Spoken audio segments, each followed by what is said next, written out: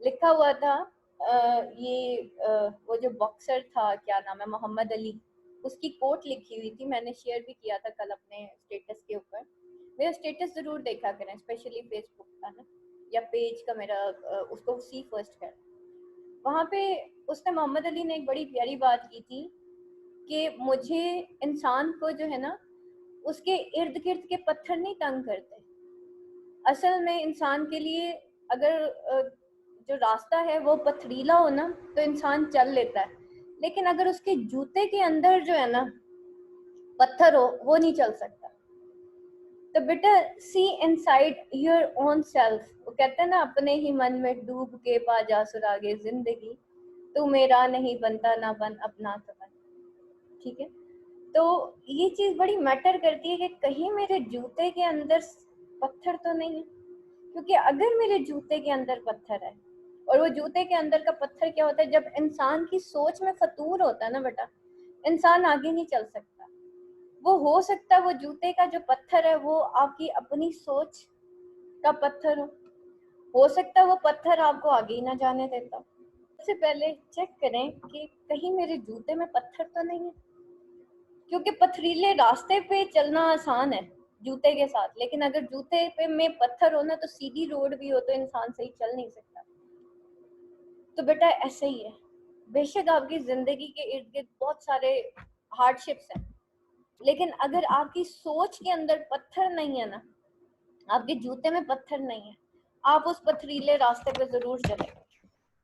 ठीक है, और एक बड़ा प्यारा शेर है, मुझे बड़ा पसंद है अल्लामा इकबाल का।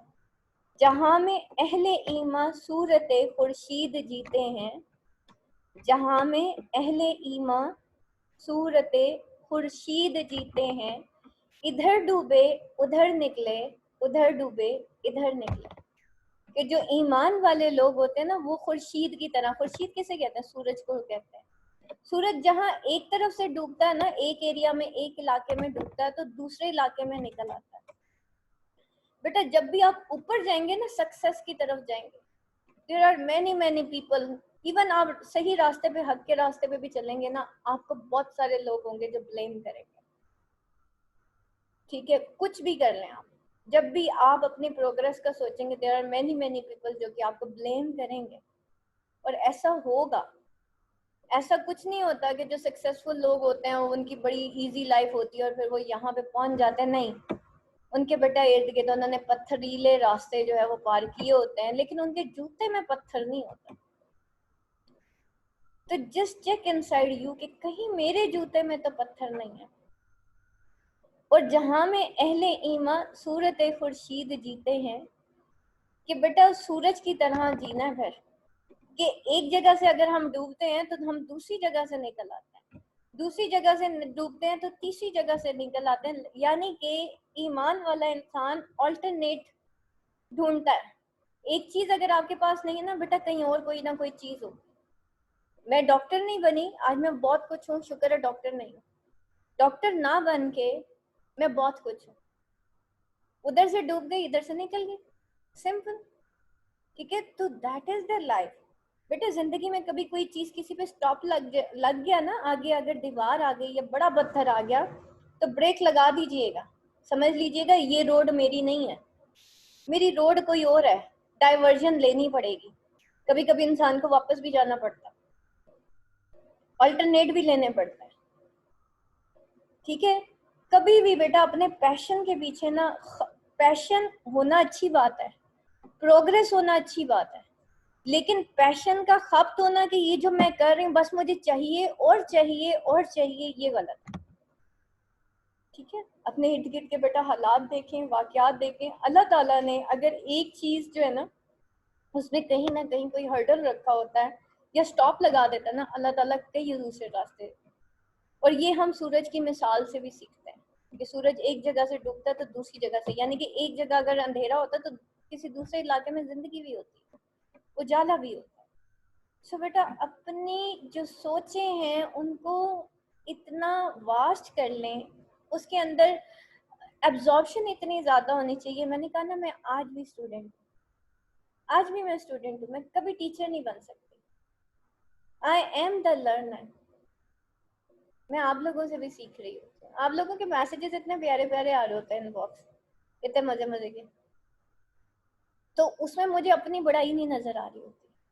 उसमें मैं ये देखती हूँ कि यार मेरा अल्लाह कितना खूबसूरत है, ये बच्चे ये कितना प्यार करते हैं। ठीक है, तो दैट इज द गुमान। जब गुमान बेटा अल्लाह और उसकी कुदरत के साथ मिल जाता ना, तो वो बंदे भी उससे प्यार करने लग जाते। तो दैट इज द थिंग। तो बेटा अपने ईमान के ऊपर इतना होमवर्क करें, इतना होमवर्क करें। जब आप परेशान होना, समझ लीजिएगा आज ईमान का लेवल डाउन हो गया, आज अल्लाह पे ईमान में कमी हो गई। ठीक है, तो जहां में अहले ईमान सूरत खुर्शीद जीते। ईमान वालों को बेटा ना खौफ होगा ना गम होगा। ईमान वाले बस चलते जाते हैं, ईमान वाले प्रोग्रेस करते जाते हैं। उनके इर्द गिर्द बड़े पत्थर होते हैं, लेकिन दे नो, उनको पता है आगे कैसे जाना है, क्योंकि उनको अल्लाह की नुसरत पे बड़ा यकीन होता है। उनको इस चीज पे बड़ा यकीन होता है कि वह तू इज्जु मंतशा व तू जिल्लु मंतशा।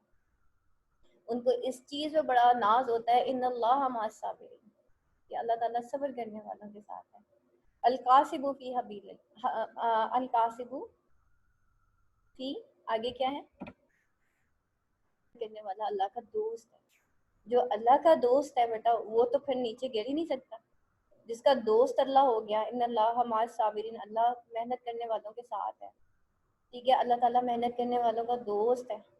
तो बेटा अगर आप मेहनत करेंगे तो ये 1 महीना क्या, आपके लिए 15 दिन भी काफ़ी हैं। लेकिन उसके लिए शर्त ये है कि अल्लाह की नुसरत आपके साथ हो। और अल्लाह की नुसरत कब होती है आपके साथ, जब आपका अल्लाह पे ईमान बहुत स्ट्रांग होता है। ठीक हो गया। तो जो होते हैं ना, वो है ना कि काफिर जो है शमशीर पे करता है भरोसा, मोमिन जो है बेतैग भी लड़ता है सिवाय। जो काफिर होता है ना, काफिर नॉन मुस्लिम को नहीं कहते। काफिर एक ऐसे इंसान को कहते हैं जो अल्लाह को तो मानता है लेकिन अल्लाह की नहीं मानता। तो अल्लाह को ये कह देना कि अल्लाह एक है, सिर्फ इतना ही उसका ईमान होता है, इससे आगे नहीं होता। ठीक है, तो वो जो है वो उसको यकीन नहीं होता कि अल्लाह की नुसरत आएगी। और काफिर एक नॉन मुस्लिम को भी कहते हैं इन उर्दू कॉन्टेक्स्ट में अगर हम देखें। ठीक है, तो कुफर क्या होता है, नाउमीदी होती है ना, नाउमीदी कुफर है। तो हर नाउमीद इंसान, हर ऐसा इंसान जो मटीरियलिस्टिक है, वो क्या करता है, उसको शमशीर चाहिए होती है, उसको तलवार चाहिए होती है लड़ने के लिए। लेकिन एक जो मोमिन होता है ना, वो सिर्फ सोचता है, वो गुमान करता है और वो फिर चल पड़ता है। फिर नुसरत अल्लाह की होती है। ठीक है, तो बेटा अब आपने भी चलना है, आपने भी आगे जाना है, और be the productive one for your, not only for your own self but for the humanity. लोगों के लिए भी प्रोडक्टिव बने। ठीक है, लोगों के को भी फैसिलिटेट कीजिए। ये सोच लीजिए कि मैंने अपनी ज़िंदगी में कुछ ना कुछ खिदमत खल के लिए करके जाना है इस दुनिया में। ठीक है, बाकी बेटा दुनिया कुछ नहीं करती। अगर तो आप ये सोच के किसी की खिदमत करेंगे ना कि वो आपकी बहुत क्या कहते हैं तारीफ करेगा, आपको याद रखेगा, जैसे जैसे लोग अपने पैरों पे खड़े होते जाते हैं या उनको कोई और मिल जाता है वो आपको भूल जाएंगे। लेकिन अल्लाह आपको बहुत दे देगा। अल्लाह आपको वो देगा जो आपको आम इंसान कोई भी नहीं दे सकता। ठीक है, तो हमेशा अपना जो गुमान है वो अल्लाह के साथ रखें, नेक अमाल करें, लोगों को फैसिलिटेट करें, उनकी हेल्प करें। लेकिन अब सिला जो है बेटा अल्लाह की तरफ से, लोगों की तरफ से नहीं। ठीक है, सिला देने वाली ज़ात एक अल्लाह की है। लोग बड़े नाशुक्रे होते हैं, तो इसलिए कभी भी ये ना सोचिएगा। लोग सिर्फ आपको for the time being use करेंगे और उसके बाद खुदाफिज हो जाता है। लेकिन अल्लाह ताला बंदे को नहीं भूलता, बंदा बंदे को भूलता है। ठीक हो गया। तो ये था कि बेटा अपने जूते के कंकर जो है ना उनको निकालें और फिर स्टडी करें। कहीं जूते में कंकर तो नहीं है कि पता नहीं मैं कर भी सकती हूँ कि नहीं कर सकती, कोई शक, कोई शुबा, कोई मसला। और दूसरी चीज़ बेटा, एक चीज़ और, अब जैसे एग्ज़ाम्स बड़े करीब हैं, एक चीज़ सोच लीजिएगा कि जो है, जो सक्सेस के पीछे भागना नहीं है और फेलियर से डरना नहीं है। Do your best and have faith on Allah. आपने अपना बेस्ट करना है। आपने ये नहीं सोचना कि मैं इतने नंबर ले लूंगी, और आपने ये डरना भी नहीं है कि आप फेल हो जाए। ये जो दो कॉन्सेप्ट्स है ना सक्सेस एंड फेलियर के, अभी फिलहाल उठा के साइड पे करते हैं। आपने सिर्फ स्टडी करना है और अच्छा स्टडी करना है, और उसमें सबसे ज्यादा बड़ा टारगेट ये मैंने अपने आप को बदलना है। ठीक है, that is your success, that is my success. अगर मेरा स्टूडेंट एक अच्छा इंसान बनेगा, उसकी जबान अच्छी होगी, मेरे लिए ये सबसे बड़ी सक्सेस होगी, रादर वो एग्जाम्स में अच्छे मार्क्स लेता है या नहीं लेता।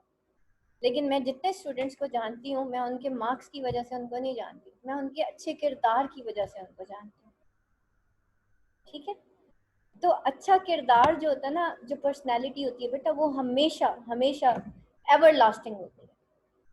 मार्क्स अभी आ गए, अच्छा चलो जी फर्स्ट डे आ गई, सेकंड डे आ गई, और जी बड़े अच्छे नंबर आए थे, वो वक्ती बात होती है। लेकिन आपकी पर्सनैलिटी हमेशा किसी ना किसी इंसान के जहन में रहेगी कि एक दफा एक कोई थी या था, उससे मिली थी, वो बड़ा अच्छा बंदा था, बड़ा अपराइट पर्सन था। नबी वसल्लम को कुफारे मक्का भी सादिक और अमीन कहते थे। तो your personality should be like this, कि दुश्मन भी बेशक वो लोगों को कहता फिर है कि ये गलत है, अंदर से मानेगा नहीं नहीं बंदा ठीक है, सच्चा है, ये जो मेरे साथ वाला ना ये झूठ बोल रहा। लेकिन क्या था कि जैसे नबी पाक सल्लल्लाहु अलैहि वसल्लम के खिलाफ साजिशें करने से नहीं हटते थे ना, वो साजिशें करने से नहीं हटेंगे, अंदर अंदर खटकेगा उनको कि बंदा सच्चा है, ये झूठ नहीं बोलता। ठीक है, that is your loyalty, that is your dignity. तो ये जो होता है ना बेटा, अपने आप को जवाब देना सबसे मुश्किल काम ये होता है। दूसरों को जवाब देना आसान है, ओ जी वो फलाना बुरा है, मैं ठीक हूँ। अपने आप को आंसर करना सबसे मुश्किल है, क्योंकि ज़मीर जो होता है ना बेटा, बड़ा मलामत करता है इंसान को जब वो गलत करे। तो अपनी सोचें वास्ट करें, ठीक है, और बी पॉजिटिव और बी कमिटेड। इस वक्त इतनी आपको मोटिवेशन, मतलब आपको इस वक्त इतना मोटिवेटेड हो जाना चाहिए कि मुझे करना ही करना है, बेशक मुझे अर्ली मॉर्निंग उठना पड़े, I have to do it. ठीक है, and I am there to facilitate all of you, I am there. जहां भी गिरते हैं मुझे बताएं, मैम नहीं हो रहा, मैम सर में दर्द हो रहा, नहीं होता मुझे बताएं। ठीक है, लेकिन बेटा कुछ भी करने के लिए, कुछ भी करने के लिए अपने दिमाग का तस्किया करना बहुत ज़्यादा ज़रूरी होता है। दिमाग की कथारसिस पढ़ा कल हमने, purification of the thoughts, that is the catharsis. और अगर कोई मुझसे सही पूछे तो मैं क्या पढ़ाती हूँ, मैं कोई इतना अच्छा नहीं पढ़ाती, सिर्फ स्टूडेंट्स का कथारसिस करती हूँ, सिर्फ उनको मोटिवेट करती हूँ। स्टूडेंट को धक्का चाहिए होता है, आप लोग मुझसे ज़्यादा इंटेलिजेंट हैं, लेकिन क्या है कि जब एक इंसान इतना इंटेलिजेंट होने के बाद भी डीमोटिवेटेड होता है ना, वो एग्जामिनेशन हॉल से डरता रहेगा। सिर्फ क्या करना होता है, एक स्टूडेंट के दिल से एग्जामिनेशन हॉल का डर निकालना होता है और उसको थोड़ा सा मोटिवेटेड करना होता है, बस दैट्स ऑल। उसके बाद स्टूडेंट परफॉर्म करके आता है, जब वो एग्जामिनेशन हॉल में बैठा होगा और वो ये कहेगा कि यहाँ पे सक्सेस और फेलियर कोई नाम नहीं है। ठीक है, तो आपने भी बेटा ऐसे ही जीना है, जहाँ में अहले ईमान सूरत खुर्शीद जीते, इधर डूबे उधर निकले, उधर डूबे इधर निकले, या तो फिर गाजी या शहीद। ठीक है, या तो फेल होना ना तो एग्जामिनेशन हॉल में बैठ के फेल होना, डरना नहीं है, लेकिन आपने पेपर जरूर अटेम्प्ट करके आना, उससे ना एक तैयारी हो जाती है, इंसान नेक्स्ट टाइम के लिए तैयार हो जाता है। तो कोई बात नहीं, आपका जो वक्ती तौर पे फेलियर है ना, आपको आगे बहुत बहुत सारे एक्सपीरियंसेस दे जाएगा। ठीक है, तो बिल्कुल भी इस चीज को के बारे में डीमोटिवेट नहीं होना। यहाँ तक बेटा कल तक जो आपका कथारसिस है और हमने पास्ट पेपर्स पढ़े, किसी का कोई क्वेश्चन एनीथिंग? बिस्मिल्लाहिर्रहमानिर्रहीम, रब्बि इश्रह ली सदरी व यस्सिर ली अमरी वहलुल उक़दतम मिन लिसानी यफ़क़हू क़ौली। अरिस्टोटल पोएटिक्स, और अरिस्टोटल पोएटिक्स में अगर अरिस्टोटल में ने थियरी ऑफ ट्रेजेडी दी थी, तो उसने थियरी ऑफ कॉमेडी भी दी थी। पास्ट पेपर्स में क्वेश्चन दो तरह से आया हुआ है ये आपके, एक तो थियरी ऑफ कॉमेडी पे नोट आया हुआ है आप लोगों का, पिछले कुछ साल पहले की बात है, और 2017 के पेपर में compare and contrast between tragedy and comedy आ गया। और आपको पता है कि आपके क्रिटिसिज्म के पेपर में एक ही क्वेश्चन आता है अरिस्टोटल पोएटिक्स में, और आपको वैसे ही सिलेक्टिव करवाया जाता है, खुदा ना खास्ता अगर आपको वो क्वेश्चन ही ना आता हो फिर। तो इस वजह से बेटा एक बुक और उठाने से कहीं ज्यादा बेहतर है कि जो आप सिलेक्टिव बुक्स करते हैं उसके सारे क्वेश्चंस करें। आपको पहले ही सिलेक्टिव कराया जाता है, और किताबों में से भी अगर सिलेक्टिव मैं करा दूंगी और खुदा ना खास्ता ऐसा कोई क्वेश्चन आ गया जो कि इस तरह का हो गया, तो फिर क्या करें? तो अगर हमने बेटा 3 या 4 बुक्स करनी है तो हमने फिर उसमें से सिलेक्टिव स्टडी नहीं करनी। 3 और 4 बुक्स में सेलेक्ट जरूर करवाती हूँ कि हम ये 3 बुक्स करेंगे या 4 बुक्स करेंगे, लेकिन उन बुक्स के अंदर फिर मैं डिटेल बढ़ाती हूँ, फिर मैं सिलेक्टिव नहीं करवाती। ठीक है, तो इस वजह से बेटा मेरी जो सिलेक्शन ऑफ बुक्स वो सिलेक्टेड होती है, लेकिन जो हम एक बुक पढ़ेंगे वो थॉरली पढ़ेंगे और उसमें हम कुछ भी नहीं छोड़ेंगे। ये मेरे कुछ रूल्स हैं जो कि अल्हम्दुलिल्लाह वो मैं अप्लाई करती हूँ और अल्हम्दुलिल्लाह रिजल्ट्स भी अच्छे हैं। ठीक है, बाकी स्टूडेंट्स बहुत ज़्यादा सपोर्ट करते हैं, कोऑपरेट करते हैं, वो उस तरह से चलते हैं तो अल्हम्दुलिल्लाह वो कर जाते हैं। यहाँ पे देखें कि Aristotle poetry, what according to Aristotle is the nature of comedy, कि अरिस्टोटल के मुताबिक नेचर ऑफ कॉमेडी क्या है और कॉमेडी क्या है। तो कॉमेडी की definition, an imitation of character of lower type, supports with human follies, not with crimes, and arouses laughter without malice. Comedy जो है इसको आपने डिस्कस करना है कि what is the nature of comedy. पहले हमने पढ़ा था what is the nature of tragedy, now this is the nature of comedy. और वो फिर कहता है कि भाई ऐसी कौन सी कॉमेडी जो है वो बेसिकली उसकी डेफिनेशन क्या है, वो एक इमिटेशन है characters of the lower type, जबकि ट्रेजेडी क्या थी, वो character imitation of characters of aristocratic या एलिवेटेड कैरेक्टर्स थे, जिसमें जो कि उसमें दिखाया जाता था। ठीक है, एक प्रोस्पेरस इंसान की एडवर्सिटी दिखाई जाती थी या एक डाउनफॉल दिखाया जाता था, प्रोस्पेरिटी टू एडवर्सिटी। लेकिन कॉमेडी में क्या होता है, एक लोअर टाइप इंसान होता है, कैरेक्टर होता है, उसकी इमिटेशन की जाती है और उसके अंदर क्या होता है, उसको उसके अंदर ह्यूमन फॉलीज दिखाई जाती है, नॉट विद क्राइम्स, बल्कि जो कि ऐसी ह्यूमन फॉलीज जो कि अराउज करती है लाफ्टर, जिससे हमें जो है हंसी आ जाती है। विद मलाइस डिस्कस, फिर applied to past, look backward, consult chapter number 8। ये आपका एनकेएम की बुक है बेटा, ये मैं शेयर कर दूंगी, आप उसको एक दफा देख लीजिएगा, उसमें चैप्टर नंबर 8 है Aristotle concept of ideal tragic hero, उसके साथ आपने इसको कंपेयर करना है और फिर इस तरह। अच्छा, उसके बाद वो कहता है elucidate Aristotle contention that tragedy and epic poetry imitate the नोबलर aspects of life. अब and while satire and comedy imitate the Lord, do you agree with his view? कल हमने इसी तरह का एक क्वेश्चन पढ़ा था पास पेपर में और मैं आपको यही बता रही थी कि ये क्वेश्चन मैंने अभी तक आपको नहीं करवाया। ट्रेजेडी में अगर हम देखें तो हमने देखा कि ट्रेजेडी क्या था कि एक तरफ ड्रामा था और एक तरफ एपिक पोइट्री थी। ठीक है, और फिर हमने क्या किया कि वो जो ट्रेजेडी और एपिक पोइट्री है, यानी कि एक तरफ ट्रेजेडी थी और एक तरफ एपिक भी, एक डाउनफॉल ऑफ द हीरो ही दिखाया जाता था ट्रेजेडी और एपिक दोनों में, लेकिन एपिक जो है वो हायर फॉर्म ऑफ पोइट्री थी। ठीक है, और जो कि नोबलर एस्पेक्ट्स को बयान करती है, और ये मैंने आपको सारा पढ़ा दिया। लेकिन while satire and comedy imitate the lower, जबकि सटायर और कॉमेडी जो है वो इमिटेट करती है लोअर वन को। ठीक है, तो अब आपने ये बताना है कि कैसे जो है कॉमेडी जो है वो लोअर वन को इमिटेट करती है, अगर ट्रेजेडी एंड एपिक पोइट्री जो है वो नोबलर एस्पेक्ट्स को जो है वो इमिटेट करती है। अब इसमें आपने क्या करना है, अगर ये कंपेयर एंड कंट्रास्ट आता है तो you have to write about the tragedy first and then about the comedy, or you have to compare and contrast both at the same time। या फिर आप ट्रेजेडी को पहले बता दें और उसमें हमने देखें पहले जो किया था, जो आपको ट्रेजेडी का मैंने क्वेश्चन करवाया उसके अंदर हमने ट्रेजेडी और एपिक के अंदर कंपेयर एंड कंट्रास्ट भी देखा था। ठीक है, तो आप वहां तक लिखने के बाद जो है आप बताएंगे कि कॉमेडी किस तरीके से सटायर है, वाइल सटायर एंड कॉमेडी जो है वो किस तरीके से इमिटेट करती है लोअर वन को, अगर जो है ट्रेजेडी जो है इमिटेट करती है द हायर वन। ठीक है, इंट्रोडक्शन है यहाँ पे। In the first chapter of poetics Aristotle classifies poetry into the two main lines, one is tragic developing from the heroic poetry. Heroic poetry किसे कहते हैं क्लास, बताइए जल्दी से, what is heroic poetry? Hero या एग्जैजरेशन की हो hero की। Anyone else?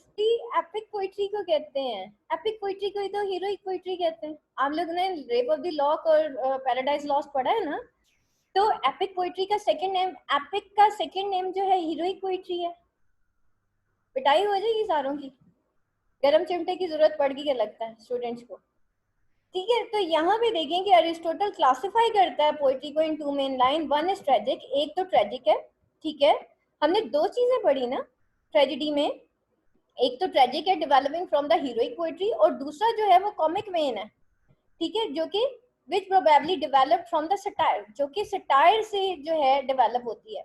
Aristotle does not elaborate upon the stages of development in comedy, लेकिन अरिस्टोटल ने एलैबोरेट नहीं किया upon the stages of development in comedy. He says that these stages are obscure, but he does not indicate that he is going to deal mainly with tragedy in his poetics.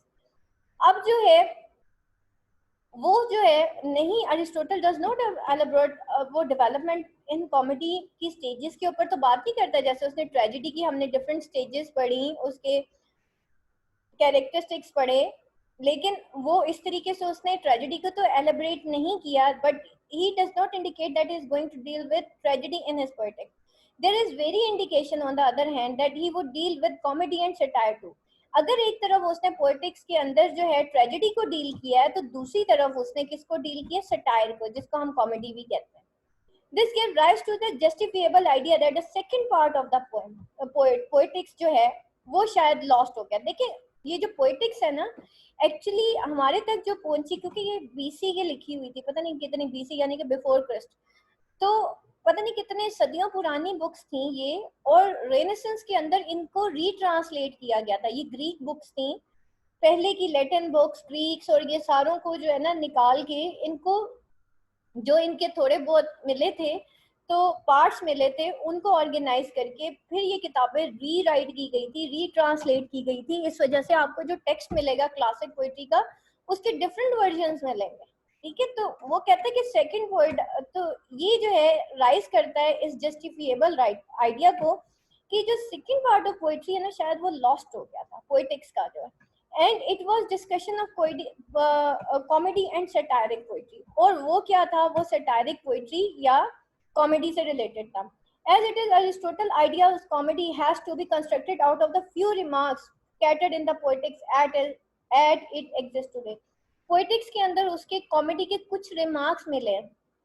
पुराने जमाने में जाहिर बात है बेटा, किताबें पुरानी हो जाती हैं, कीड़े भी लग जाता है, फंगस लग जाती है, लाइब्रेरीज में बड़ी बड़ी खराब हो जाती हैं, और पहले जमाने में प्रिंटिंग प्रेस तो थी कोई नहीं, ठीक है, ना ही लैमिनेशन होती थी किताबों की. अब तो बहुत कुछ आ गया, लेकिन बहरहाल हर चीज जो है कायनात की जितनी भी चीज है वो फानी है.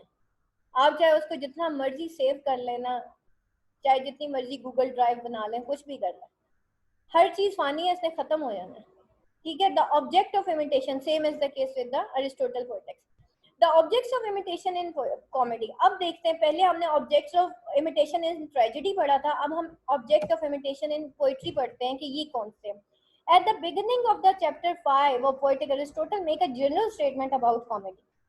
He averts comedy is, क्या है भाई comedy? Is an imitation of character of the low type.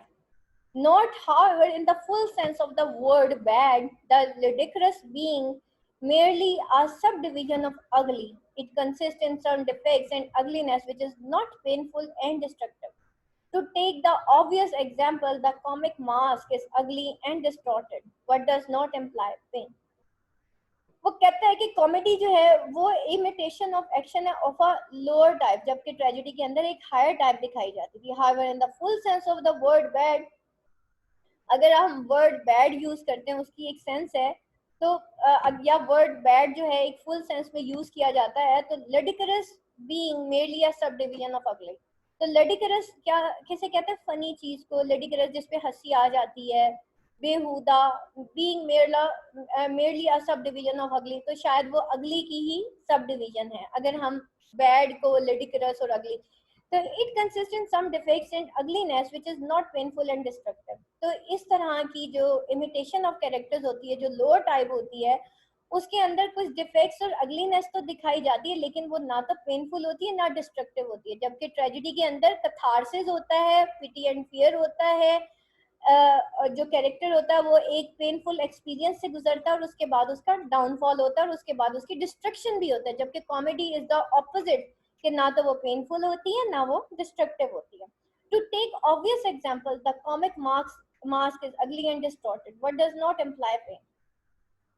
An important aspect of his definition is that comedy does not deal with the bad. Comedy जो है वो bad के साथ deal नहीं करती, ना ही वो lower type के साथ deal करती है, ठीक है? Not deal with the bad or lower type in the sense of causing pain or harm of any sort. कोई वो lower type या bad type के साथ कोई इसलिए deal नहीं करती कि उसके अंदर कोई pain और harm हो any sort. Thus, bad in a sense of destructive villainy is removed from the area of comedy. तो अगर हम bad use करते हैं तो यहाँ पे bad का मतलब villainy नहीं है, ठीक है, बल्कि उसका मतलब क्या होगा, ludicrous होगा कॉमेडी के अंदर. तो बैड जो है ये एक ऐसा वर्ड है जो एरिया ऑफ कॉमेडी में यूज नहीं होता, जबकि हम ट्रेजेडी के अंदर देखते हैं वहां पे एक बैड कैरेक्टर होता है जिसको हम विलेनस कैरेक्टर कहते हैं. कॉमेडी के अंदर कोई विलेनी नहीं होती, ठीक है. It is different from tragedy, however, in one aspect, that one of the ridiculous. The character in comedy therefore involves caricature. Caricature कहते हैं imitate करने को, किसी को copy. Caricature कहते हैं किसी को नकल उतारना, लेकिन in a funny way. Caricature करना, जैसे वो है ना, देवदास की एक न्यू मूवी बन गई और उसको कैरिकेचर बना के और उसका मजाहिया वर्जन जो है वो इंटरनेट पे लोड कर दिया गया. तो that is the same thing कि कैरिकेचर मीन कि आप इमिटेट तो करते हैं, कॉपी तो करते हैं किसी को, लेकिन इन अ फनी वे आप उसको कॉपी करना शुरू कर देते हैं. It is a defect which causes laughter not pain और सॉरो. और ये एक ऐसा डिफेक्ट है जो कि कॉज करता है लाफ्टर. लाफ्टर तो कॉज करता है, यानी कि हमें हंसी तो आती है, लेकिन पेन और सॉरो कॉज नहीं करता, जबकि ट्रेजेडी के अंदर हमने देखा कि वो पेन और सॉरो भी कॉज करता है, ठीक है. Comedy and the universal. अब कॉमेडी के बारे में, अब तो हमने पहले तो देख लिया कि इसका medium of object of imitation क्या है, ठीक है. जैसे हमने ट्रेजेडी के अंदर हमने object of imitation, mean of imitation and mode of imitation, इन तीनों को हमने डिस्कस किया था, ठीक है. Medium of imitation. अब यहाँ पे हमने ऑब्जेक्ट ऑफ इमिटेशन देख लिया. अब कॉमेडी एंड द यूनिवर्सल देख लेते हैं कि क्या है. Comedy drive from satire. Comedy जो है वो सटायर से ड्राइव हुई है, ठीक है. But there is a difference between the two forms. लेकिन सटायर और कॉमेडी में फर्क होता है. सटायर एम्ड एट, जैसे हमने ट्रेजेडी और एपिक के अंदर कंपेयर एंड कंट्रास्ट किया था, अब हम कॉमेडी और सटायर को कंपेयर एंड कंट्रास्ट करेंगे, ठीक है. एट द एंड हमने जब ट्रेजिक थ्योरी पढ़ी थी तो उसके अंदर हमने ट्रेजेडी और एपिक को कंपेयर एंड कंट्रास्ट किया था, ठीक है. Now we are going to compare and contrast comedy with the satire. Now let's see, but there is a difference between the two forms. दोनों के अंदर फर्क है भाई. एक तो satire aimed at its shafts at individual often real living person. It ridicules the follies of real person. Satire जो है एक्चुअली वो शैट करती है ऐसे इंडिविजुअल को जो अक्सर रियल लिविंग पर्सन्स होते हैं, जो रियल लिविंग पर्सन्स होते हैं. It ridicules the follies of real persons through invective and personal raillery. और ये जो है रिडिक्यूल किए जाते हैं थ्रू द और ये रिडिक्यूल करते हैं follies of the real person. Real person की फॉलीज को रिडिक्यूल किया जाता है, ठीक है, थ्रू द इन्वेक्टिव के थ्रू और पर्सनल रेलरी के थ्रू. Such personal invective was set aside by the comedy. Comedy deal with the universal. और ये जो पर्सनल इन्वेक्टिव है ये कॉमेडी के साइड बाय साइड काम करता है. लेकिन कॉमेडी किसके साथ डील करती है? कॉमेडी एक universal, deal with the universal, overall deal करती है, ठीक है. It deals with the follies and foibles, ठीक है. ये फॉलीज और फाइबल्स के साथ डील करती है. रिडिकुलस एंड लिडिकुलस एस्पेक्ट्स, ठीक है. फॉलीज, फाइबल्स और ridiculous and ludicrous aspects of human race in general. This universality of comedy come out in casual remark made by Aristotle that the comic poet first construct the plot on the lines of probability and then insert characteristics names. Unlike the lampooners who write about particular individuals, it is from such casual remarks that we have to understand Aristotle's idea of comedy. Universality, however, is an essential part of the comedy.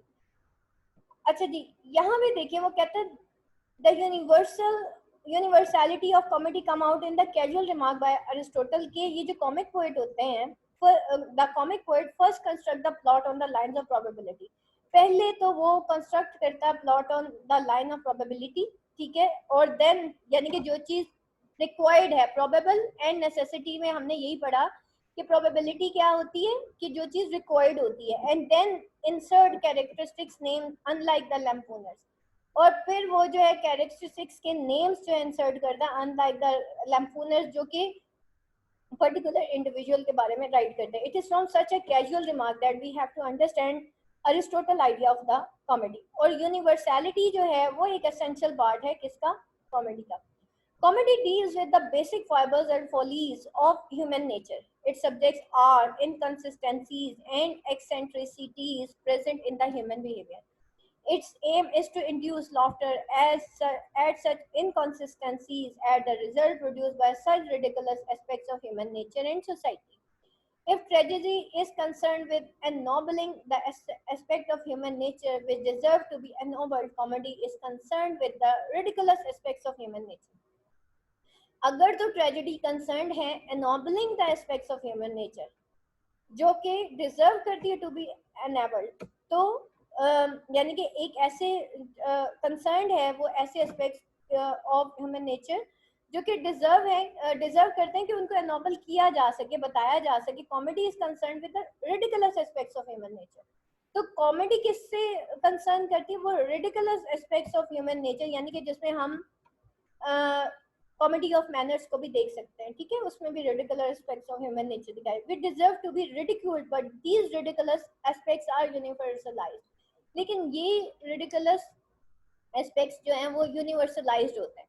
अच्छा, what does mean by the universalized, ठीक है, इंसान की बेवकूफियां and not particularly in comedy. देखिए जी, universalized mean जैसे rape of the lock है ना, उसके अंदर जो रिडिकुलस एस्पेक्ट्स थे ना वो यूनिवर्सलाइज है, यानी कि जो खवातीन वहां पे दिखाई गई जो कि सोफिस्टिकेटेड वन थी, पढ़ी लिखी खातून थी, बड़े महलों में रहने वाली खातून थी या बड़ी अच्छी नोबल फैमिली से रिलेटेड थी, वो बेलिंडा पोर्ट्रे कर रही थी, बेलिंडा सिंबलाइज कर रही थी, जो कि कहने को पढ़ी लिखी है जब, लेकिन उनके ऊपर जब कोई चीज आती है, कोई मसला दरपेश हो जाता है या वो किसी मसले में जो है फंस जाती है, या वो किसी जो है उनके साथ कोई छोटी सी, यानी कि उनका अगर कोई चाइना जार भी टूट जाता है तो वो इतना चीखती हैं कि आसमान हिल जाता है। तो दैट इज द यूनिवर्सल कि औरत चाहे वो फिर अमेरिका में हो, ब्रिटेन में हो या पाकिस्तान में हो या इंडिया में हो, औरत ऐसी होती है कि छोटे छोटे एस्पेक्ट्स को, हम जिंदगी की छोटी छोटी बातों को, माइनर चीजों को अपने सर के ऊपर हावी कर लगते हैं, जिसको मैं कहती हूँ ना हमारे जूते के अंदर पत्थर है तो हम चल नहीं सकते। That is the same thing. तो हम क्या करते हैं, छोटी छोटी ट्राइवियलिटीज ऑफ द लाइफ में पड़ जाते हैं और हम छोटी जिन चीजों के बारे में हमें प्रैक्टिकल होना चाहिए हम उनके बारे में सोचते नहीं है, और जो चीजें हमारे लिए मैटर नहीं करते, फॉर एग्जाम्पल हमारे भी अगर शेफून के जोड़े के ऊपर धब्बा लग जाए या अगर वो जल जाए तो सोचे हमारा टेम्परामेंट कैसा होगा, ठीक है, या मेरा जूता किसी ने तोड़ दिया तो मैं क्या करूँ, ठीक है। तो ये एक यूनिवर्सल रिस्पेक्ट है। या चलें किसी से गलती हो गई, वो मेरा बर्तन ला रही थी, चले मेरी मेड ही सही, बेचारी वो डस्टिंग करते करते उसके हाथ से कहीं मेरा 5,000 का शीशा टूट गया, तो सोचे मैं उसके साथ क्या करूं। क्या करते हैं हम चीखते हैं, हालांकि we are the sophisticated one. तो that is the ridiculous aspect जो कि वो बेलिंडा के थ्रू उन्होंने पोर्ट्रे किया कि हम इस तरीके से बिहेव करते हैं। These are the universal behaviours के पढ़े लिखे सोफिस्टिकेटेड वंस जो हैं वो किस तरीके से बिहेव करते हैं, ठीक है। तो इस वजह से जबकि जो कॉमेडी जो सटायर होती है उसमें गिवन एक जो इरा होता है उसको जो है वो शो किया जाता है। तो नॉट पर्टिकुलराइज्ड इन कॉमेडी, लेकिन ये पर्टिकुलराइज नहीं होता in comedy. The name used in comedy indicate a type not an individual.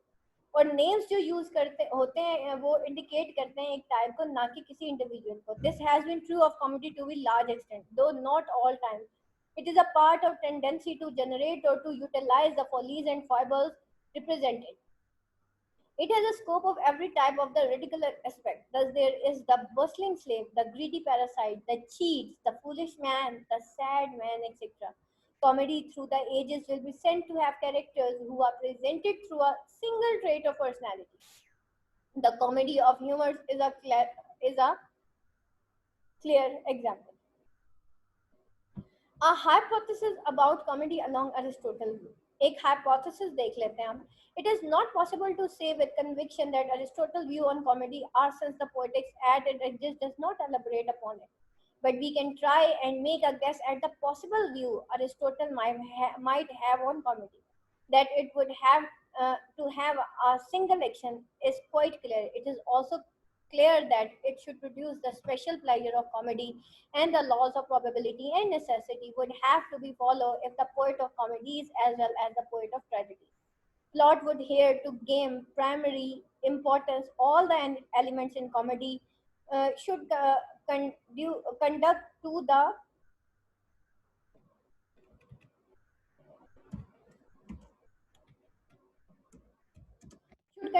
production of the special pleasure special to it, and the effect special to comedy is necessary that of laughter. ठीक है, elements of comedy क्या है? Production of pleasure होना चाहिए, लेकिन वो किस तरह से होना चाहिए? लॉफ्टर में होना चाहिए, हंसी भी आनी चाहिए भाई, प्लेजर होनी चाहिए लेकिन विद लॉफ्टर होना चाहिए. Apparently, the events of tragedy have to be painful and fearful. They have to be evoke pity and fear. Comedy would have to have incidents which bring out the ludicrous or ridiculous. Comedy certainly does not rule out universal recognition, two important elements of tragedy. Comedy जो है वो rule out नहीं करती reversal और recognition को, but these will be in nature of inducing surprise, laughter, than the awesome sense of destiny and fearful inevitability of tragedy. बल्कि ये क्या करती है? एक सरप्राइज लाफ्टर इंड्यूस करती है कॉमेडी, जबकि जो ट्रेजेडी होती है उसके अंदर हम डेस्टिनी एंड फियरफुल इनएविटेबिलिटी देखते हैं.